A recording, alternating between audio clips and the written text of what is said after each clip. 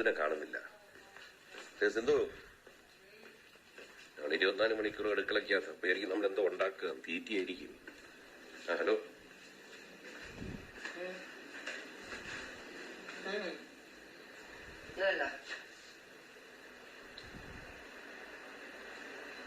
നിങ്ങളുടെ നാട്ടിലൊക്കെ എന്താ പറയുന്നത്?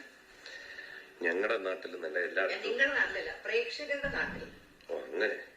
ഞാൻ പക്ഷെ എന്നോടുള്ള ബഹുമാനം കൊണ്ട് നിങ്ങൾ, താങ്കൾ 30 വർഷം എന്റെ കൂടെ കറങ്ങുന്ന ഞാൻ പറയുന്നതിൽ പറയൂ.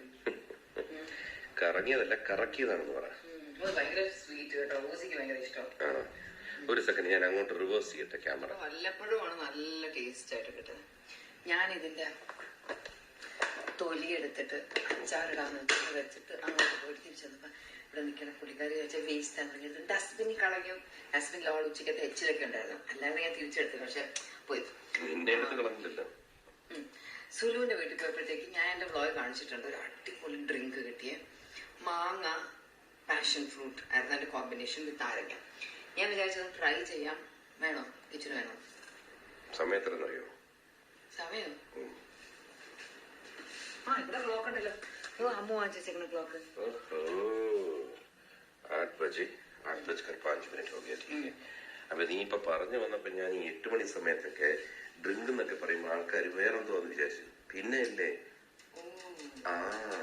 വൈകിട്ട് എന്താ പരിപാടി? അപ്പൊ എന്താ ജ്യൂസാണ് പറഞ്ഞോളൂ.